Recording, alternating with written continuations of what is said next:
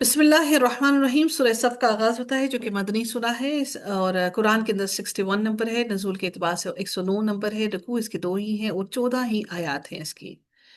شروع کرتے ہیں جی، سورہ صف کا آغاز کرتے ہیں، دیکھتے ہیں اللہ رب العزت نے کیا ہی خوبصورت کلمات سے کیا ہی خوبصورت پیغامات ہماری طرف نازل فرمائے ہیں، ان کو سمجھنے کی کوشش کرتے ہیں۔ اللہ تعالیٰ ارشاد فرماتے ہیں، بسم اللہ الرحمن الرحیم، سبح للہ ما فی السماوات وما فی الارض وہو العزیز الحکیم۔ اللہ تعالیٰ ارشاد فرماتے ہیں کہ زمین اور آسمان کی ہر چیز اللہ تعالیٰ کی پاکی بیان کرتی ہے اور وہی غالب حکمت والا ہے۔ تمام چیزیں اللہ تعالیٰ کی پاکی کو بیان کرتی ہیں، ہر چیز اللہ کی پاکی کو بیان کرتی ہے۔ حتیٰ کہ ہم نے کیا پڑھا کہ حتیٰ کہ جو بادل کا گرجنا، بادل کا چمک، بادلوں کی گرج چمک بھی جو ہے کہ بھی اللہ تعالیٰ کی حمد و ثنا کو بیان کرتی ہیں۔ سبحان اللہ، اللہ کی پاکیزگی کو بیان کرتی ہیں کہ اللہ تعالیٰ پاک صاف ہے ان تمام چیزوں سے جو ہم اللہ تعالیٰ کے ساتھ شریک کرتے ہیں۔ اللہ تعالیٰ نے کتنے واضح فرما دیا کہ وہ جانور، وہ پرندے، وہ حشرات، وہ بھی ہم سے زیادہ عقل مند اور سمجھدار ہیں کہ وہ اللہ کی پاکی کو بیان کرتے ہیں، اور ہم وہ بدقسمت مسلمان، ہم وہ بدقسمت انسان ہیں جو اللہ تعالیٰ کے ساتھ اتنی چیزوں کو شریک ٹھہراتے ہیں۔ کسی نے اللہ کی بیویاں بنا لی، کسی نے اللہ کے بیٹے بنا لی، کسی نے اللہ کی بیٹیاں بنا لی، کسی نے ان بتوں کو اللہ کا شریک کر لیا، کسی نے اولیاء کو اللہ کا شریک کر لیا، کسی نے جا کے اولیاء کی قبروں سے مانگنا شروع کر دیا۔ اللہ تعالیٰ کی حمد و ثنا، اللہ تعالیٰ کی پاکیزگی زمین اور آسمان کی ہر چیز بیان کرتی ہے سوائے بدقسمت انسانوں کے۔ یا ایہا الذین آمنوا لما تقولون ما لا تفعلون، اے ایمان والو تم وہ بات کیوں کہتے ہو جو کرتے نہیں۔ اس کی شان نزول میں آتا ہے کہ کچھ صحابہ آپس میں بیٹھے کہہ رہے تھے کہ اللہ کو اللہ کو جو سب سے زیادہ پسندیدہ عمل ہیں وہ رسول اللہ صلی اللہ علیہ وسلم سے پوچھنے چاہیے تاکہ ان پر عمل کیا جا سکے، لیکن آپ صلی اللہ علیہ وسلم کے پاس جا کر پوچھنے کی جرت کسی کو نہیں تھی۔ اس پر اللہ تعالیٰ نے یہ آیت نازل فرمائی۔ اللہ تعالیٰ نے کیا آیت نازل فرمائی کہ اے ایمان والو تم وہ بات کیوں کہتے ہو جو کرتے نہیں۔ یعنی یہاں پر عام خطاب تو عام لوگوں سے کیا گیا ہے، لیکن اصل خطاب ان مومنوں سے ہے جو کہہ رہے تھے کہ ہمیں نبی کریم صلی اللہ علیہ وسلم سے سب سے بہترین اور اچھے عمل کا پوچھنا چاہیے، لیکن جب انہیں بعض پسندیدہ عمل بتلائے گئے تو وہ سست ہو گئے۔ اس لیے ایسے لوگوں کو توبیح کی جا رہی ہے، انہیں کہا جا رہا ہے کہ خیر کی جو باتیں کہتے ہو کرتے کیوں نہیں ہو، جو بات منہ سے نکالتے ہو اسے پورا کیوں نہیں کرتے، جو زبان سے کہتے ہو اس کو مکمل کیوں نہیں کرتے۔ اس لیے اللہ تعالیٰ نے فرمایا ان تقولون ما لا تفعلون، جو کہتے ہو وہ کرتے کیوں نہیں۔ ان اللہ، سوری، کبورا کبر مقتا عند اللہ ان تقولوا ما لا تفعلون، یعنی جو کرتے نہیں اس کا کہنا اللہ تعالیٰ کو سخت ناپسند ہے۔ یہ اسی بات کی مزید تاکید کی جا رہی ہے جو تم کرتے نہیں، اس بات کی جو تم کرتے نہیں اور اس کو کہنا اللہ تعالیٰ کو سخت ناپسند ہے۔ ما لا تفعلون، جو تم اپنے منہ سے کہہ رہے ہو لیکن وہ کرتے نہیں۔ ان اللہ يحب الذين يقاتلون في سبيله صفا كأنهم بنيان مرصوص۔ یہ بنیان مرصوص اسی لفظ سے، یہ جو مرصوص ہے اسی لفظ سے وہ جو انڈیا پاکستان کا وہ ہوا تھا، سٹرائک ہوئی تھی نا، اس کا نام یہ رکھا گیا تھا، وہ اسی آیت کی اس لفظ سے رکھا گیا۔ تو بے شک اللہ تعالیٰ ان لوگوں سے محبت کرتا ہے جو اس کی راہ میں صف بستہ جہاد کرتے ہیں، گویا کہ وہ سیسا پلائی ہوئی عمارت ہے، یعنی سیسے کی بنائی ہوئی ایک سخت ترین عمارت ہے کہ جس کو کوئی توڑ نہیں سکتا۔ تو یہ انہوں نے اس جہاد کا نام رکھا، جو مسلمانوں نے، جو پاکستان نے انڈیا کو جواب دیا تھا، اس کا نام انہوں نے یہ رکھا تھا مرصوص، بنیان مرصوص، یعنی کہ صف بستہ ہو کر کھڑے ہیں، ایک دوسرے کے ساتھ مل کر کھڑے ہیں، اور ایسے کھڑے ہیں جیسے سیسا پلائی ہوئی عمارت ہو، کہ سیسا پلائی ہوئی جو عمارت ہوتی ہے نا، جو سیسے کی بنی ہوئی ہوتی ہے، اس کے بیچ میں کوئی گیپ نہیں ہوتا، وداؤٹ اینی گیپ، اور وہ بہت زیادہ اسٹرونگ ہوتی ہے۔ تو اللہ تعالیٰ نے فرمایا ان لوگوں کے بارے میں کہ ان لوگوں کے بارے میں فرمایا کہ اللہ تعالیٰ ان لوگوں سے محبت کرتا ہے جو اللہ تعالیٰ کی راہ میں سیسا پلائی ہوئی دیوار کی طرح، عمارت کی طرح کھڑے ہیں اور جہاد کر رہے ہیں۔ अब कोई ये समझता है कि हम अपने सारा माल दौलत लेकर निकल जाएं और खड़े हो जाएं जिहाद करने के लिए, और हम सारे वो जिहाद है। जिहाद वो नहीं, बल्कि सबसे पसंदीदा तरीन और सबसे मुश्किल तरीन जिहाद अपने नफ्स के साथ जिहाद करना है। क्योंकि ये नफ्स इंसान के साथ हर वक्त लगा है, और इस नफ्स की इस्लाह करना, इस नफ्स को काबू करना सबसे मुश्किल तरीन अमल है। वो जिहाद तो आप सारा घर बार दौलत बच्चे बीवी सब छोड़कर आप एक ऐसे माहौल के अंदर चले गए, और फिर वहां पर आपको या तो फिर शहादत नसीब होगी या फिर आप गाजी होकर वापस लौट आए। वहां पर आपको अपनी जान को बचाने और अपने आप को, अपने दीन को बचाने के अलावा आपके सामने और कुछ नहीं है। That is your goal. लेकिन जब आप और मैं इस दुनिया की जिंदगी में हैं, इस दुनियादारी के अंदर हैं, तो यकीनन सबसे मुश्किल तरीन मरहला हमारे लिए क्या है कि हम अपने आप को बचाएं और अपने नफ्स को काबू करें। ये सबसे बड़ा जिहाद है। वइज़ क़ाल मूसा लिक़ौमिही या क़ौमी लिमा तुज़ूननी वक़द तअलमून अन्नी रसूलुल्लाहि इलैकुम। अल्लाह ताला फरमाते हैं, और याद करो जबकि मूसा ने अपनी कौम से कहा, ए मेरी कौम के लोगों, तुम मुझे क्यों सता रहे हो, हालांकि तुम्हें बाखूबी मालूम है कि मैं तुम्हारी जानिब अल्लाह का रसूल हूँ। ये जानते हुए भी हजरत मूसा अलैहिस्सलाम के अल्लाह के सच्चे रसूल हैं। बनी इसराइल ने उन्हें अपनी जुबान से बहुत तकलीफें पहुंचाई, हत्ता कि उनके बाद जिस्मानी अयूब उनके साथ मंसूब कर दिए, हालांकि वो बीमारी उनके अंदर नहीं थी। उन्होंने नबी हजरत मूसा अलैहिस्सलाम को कभी कपड़े उतारे हुए नहीं देखा, कभी कपड़े उतरे हुए नहीं देखा। और ये शायद आपने पढ़ा हुआ होगा, आपको याद भी होगा, जो हम मैंने शायद कुछ अर्सा कबल कुछ पीछे हमने ये पढ़ा था कि उस उनको ये लगता था कि हजरत मूसा अलैहिस्सलाम के अंदर जिस्मानी तौर पर कोई बीमारी है, कोई ऐब है, कोई कमी है, जिसकी बदौलत वो हर वक्त कपड़ों से ढके रहते हैं, और कपड़े कभी उतरे हुए किसी ने नहीं देखे थे। और वो हुआ क्या कि जब वो नहाने के लिए एक नदी में उतरे तो एक पत्थर उनके कपड़े लेकर भाग गया, और अल्लाह ताला की तरफ से ये हुआ। और वहां पर जो कुछ लोग बैठे थे उन्होंने हजरत मूसा अलैहिस्सलाम को ऐसे देख लिया बगैर बिना कपड़ों के, और उनको पता चल गया कि हजरत मूसा अलैहिस्सलाम बगैर किसी ऐब के उनके जिस्म में कोई भी किसी भी किस्म का ऐब नहीं है, बल्कि वो शर्म और हया की वजह से हर वक्त अपने जिस्म के ऊपर कपड़े लपेट कर रखते हैं। अब मैं चाहती हूँ बाहर जगह अगर अगर देखा जाए तो एक फैशन है हमारे यहाँ कि खवातीन वो जो प्लाजो पहनती हैं और वो जो उनके कपड़े होते हैं, उनकी टखने उनकी टांगे नंगी होती हैं आदि, ताकि वो गोरी टांगे दिखाई दें। हम देखते हैं कि अंबिया को, मर्दों को, हजरत उस्मान गनी को इस कदर शर्म और हया थी कि वो अपनी पिंडली तक नंगी नहीं करते थे। और हम औरतों के अंदर शर्म और हया खत्म हो चुकी है, बल्कि नापैद हो चुकी है।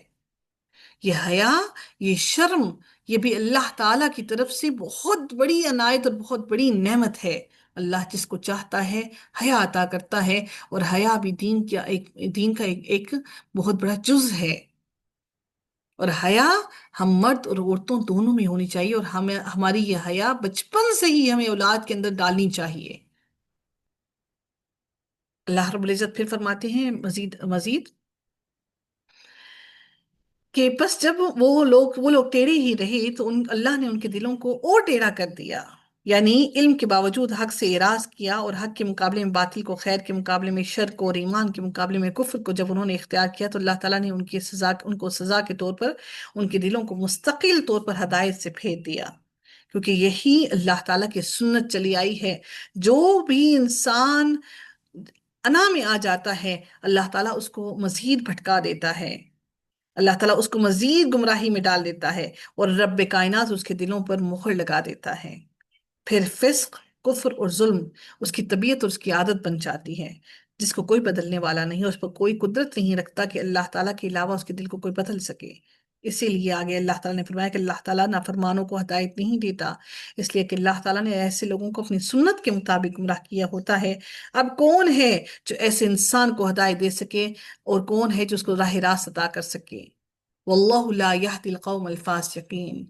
ऐसे लोगों को अल्लाह ताला, फासिकों को कभी अल्लाह हिदायत नहीं देता। वइज़ क़ाल ईसा इब्न मरियम या बनी इसराईल इन्नी रसूलुल्लाहि इलैकुम मुसद्दिक़न लिमा बैन यदैय मिन अत-तौराति व मुबश्शिरन बिरसूलिन यअती मिन बअदी इस्मुहु अहमद। ये नबी करीम सल्लल्लाहु अलैहि वसल्लम का नाम इस सूरा में आया, अहमद। फर्स्ट टाइम आप लोगों ने पढ़ा होगा। अल्लाह ताला फिर मजीद फरमाती है, और जब मरियम के बेटे ईसा ने कहा, ए मेरी कौम बनी इसराइल में, تم سب کی طرف ایک اللہ کا رسول ہوں، بنی اسرائیل میں تم سب میں اللہ کی طرف سے ایک رسول ہوں، مجھ سے پہلے کی کتاب تورات کی بھی میں تصدیق کرنے والا ہوں۔ حضرت عیسیٰ علیہ السلام کا قصہ اس لیے بیان فرمایا کہ بنی اسرائیل نے جس طرح حضرت موسیٰ علیہ السلام کی نافرمانی کی، اسی طرح انہوں نے حضرت عیسیٰ علیہ السلام کا بھی انکار کیا۔ اس میں نبی کریم صلی اللہ علیہ وسلم کو تسلی دی جا رہی ہے کہ یہ یہود آپ ہی کے ساتھ اس طرح نہیں کر رہے، بلکہ ان کی تو ساری تاریخ ہی نبی علیہ السلام کی تکذیب سے بھری ہوئی ہے۔ تورات کی تصدیق کا مطلب یہ ہے کہ میں جو دعوت دے رہا ہوں وہ وہی ہے جو تورات کی بھی دعوت ہے، جو اس بات کی دلیل ہے کہ جو پیغمبر مجھ سے پہلے تورات لے کر آئے اور اب میں انجیل لے کر آیا ہوں، ہم دونوں کا اصل در حقیقت ایک ہی ہے، ہم ایک ہی بات پر آئے ہیں۔ اس لیے جس طرح تم موسیٰ اور ہارون اور داؤد سلیمان علیہ السلام پر ایمان لائے ہو، مجھ پر بھی ایسے ہی ایمان لاؤ، اس لیے کہ میں تورات کی تصدیق کر رہا ہوں، نہ کہ میں اس کی تردید تو نہ ہی اس کی تکذیب کر رہا ہوں۔ اس لیے اللہ تعالیٰ نے فرمایا کہ اور اپنے بعد آنے والے ایک رسول کی میں تمہیں خوشخبری سنانے والا ہوں۔ حضرت عیسیٰ علیہ السلام نے بیان کیا، وَمُبَشِّرًا بِرَسُولٍ يَأْتِي مِن بَعْدِي، جو میرے بعد آئے گا، اسمہ احمد، اس کا نام کیا ہوگا؟ احمد ہوگا۔ فَلَمَّا جَاءَهُم بِالْبَيِّنَاتِ قَالُوا هَذَا سِحْرٌ مُبِينٌ، پھر جب وہ ان کے پاس کھلی دلیلیں لائے تو یہ کہنے لگے کہ یہ تو کھلا جادو ہے۔ نبی کریم صلی اللہ علیہ وسلم کو بھی وہی الفاظ کہے کہ جادوگر ہے، جادو کر رہا ہے۔ حتیٰ کہ اللہ تعالیٰ نے یہ بھی فرمایا کہ حتیٰ کہ ان لوگوں کو اگر میں آسمان کے اوپر سیڑھی لگا کے یہ آسمانوں میں چڑھ بھی جاتے تو کہتے ہیں ہماری آنکھیں تو سحر زدہ ہیں، مسحور ہوئی ہوئی ہیں، ہم تو سحر دیکھ رہے ہیں اپنی آنکھوں سے۔ وَمَنْ أَظْلَمُ مِمَّنِ افْتَرَى عَلَى اللَّهِ الْكَذِبَ وَهُوَ يُدْعَى إِلَى الْإِسْلَامِ وَاللَّهُ لَا يَهْدِي الْقَوْمَ الظَّالِمِينَ۔ اللہ تعالیٰ فرماتے ہیں اس آیت کے اندر کہ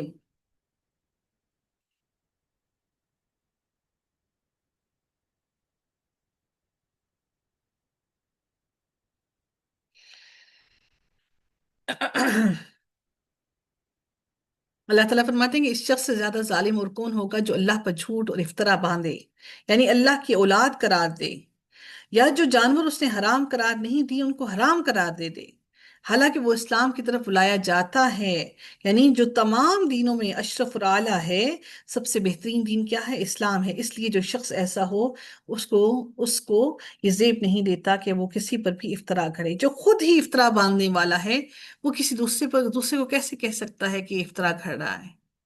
یہ تو خود ہی جھوٹا ہے کہ اللہ تعالیٰ کے ساتھ افطرا کر رہا ہے، اللہ کی اولاد کا بھی اللہ کی اولاد قرار دے رہا ہے، اور اپنے پاس سے ہی کوئی چیز ایجاد کر کے کہہ رہا ہے کہ یہ دین کا حصہ ہے۔ آج یہی کام مسلمان بڑے ہی آسانی سے، بڑے ہی آرام سے کہہ دیتے ہیں کہ یہ نبی کریم صلی اللہ علیہ وسلم نے یہ کہا، قرآن میں یہ ہے، حتیٰ کہ کبھی انہوں نے قرآن کو کھول کر کبھی ایک آیت کا بھی ترجمہ پڑھ کر سمجھنے کی کوشش نہ کی ہوگی کہ اللہ رب العزت نے قرآن کے الفاظ میں یہ بیان فرمایا ہے۔ اس لیے اللہ نے فرمایا اس شخص سے زیادہ ظالم اور کون ہوگا جو اللہ پر جھوٹ اور افطرا باندھے حالانکہ وہ اسلام کی طرف بلایا جاتا ہے، اور اللہ ایسے ظالموں کو ہدایت نہیں دیتا۔ واللہ لا يهدي القوم الظالمین یریدون لیطفئوا نور اللہ بافواہہم واللہ متم نورہ ولو کرہ الکافرون۔ پھر رب کائنات مزید اگلی آیت میں ارشاد فرماتے ہیں کہ وہ چاہتے ہیں کہ اللہ کے نور کو اپنے منہ سے بجھا دیں۔ اللہ کے نور کو یعنی اللہ کے دین کو، اللہ کی باتوں کو، قرآن کو، اسلام کو، نبی کریم صلی اللہ علیہ وسلم کی دلائل کو، تمام باتوں کو، اپنی باتیں لان تان کر کے اپنی باتوں کو بیچ میں لا لا کر اللہ کے دین کو اپنے منہ سے بجھا دیں۔ آپ بھی جب کسی ایسے گروہ کے بیچ میں بیٹھے ہوں گے جو لوگ بدعت کرنے والے اور بدعتوں میں پڑے ہوئے اور غلط باتیں کرنے والے، جب ایسے لوگوں کے بیچ میں بیٹھیں گے تو وہ بھی پوری کوشش یہی کریں گے کہ اپنی باتوں سے اللہ کے دین کو، آپ کی باتوں کو جھٹلا کر آپ اپنی باتوں کو اوپر لا کر خود کو معتبر ثابت کر دیں۔ لیکن دین صرف میرے رب کا حق ہے، میرے رب کی بات حق اور سچ ہے، اس کے آگے کسی کی بات کچھ ویلیو نہیں رکھتی۔ پھر میرے رب نے فرمایا هو الذی ارسل رسولہ بالہدی ودین الحق لیظہرہ علی الدین کلہ ولو کرہ المشرکون۔ رب کائنات فرماتی ہیں وہی ہے جس نے اپنے رسول کو ہدایت اور سچا دین دے کر بھیجا تاکہ اسے اور تمام مذاہب پر غالب کر دے، یعنی جتنے بھی اور دین ہیں ان تمام دینوں پر اللہ تعالیٰ نے اس دین کو غالب کرنے کے لیے بھیجا۔ वही है जिसने अपने रसूल को हदायत और सच्चा दीन देकर भेजा, ताकि इसे और तमाम मज़ाहिब पर गालिब कर दे। ये दीन तब गालिब आएगा जब हम अपने अमल को बेहतर करेंगे, जब हम सही मानों में सही मुसलमान होंगे और अपने आप को राह रास्त पर लेकर आएंगे, और हम प्रैक्टिसिंग मुस्लिम होंगे। सिर्फ पर्दा कर लेना, सिर्फ नमाज पढ़ लेना, सिर्फ रोजे रख लेना, सिर्फ इतना ही काफी नहीं है, बल्कि अपने कौल और करार के अंदर, अपनी हया के अंदर, अपनी बातों के अंदर, अपनी लफ्जों के अंदर वो मिठास होनी चाहिए जो जो हकीकत में बयान करे। हमारी अखलाकियात उस नहिज तक, उस जगह तक पहुंचनी चाहिए जो बयान करे, जो बताएं कि यकीनन हम हकीकत में मुसलमान हैं, अल्लाह ताला के रास्ते पर चलने वाले और उसकी बातों पर अमल करने वाले हैं। अल्लाह ताला हम सबको कुरान पर अमल करने वाला बनाए, और हम सब से हमारी कोशिशों को कबूल फरमाए। आमीन या रब्बल आलमीन।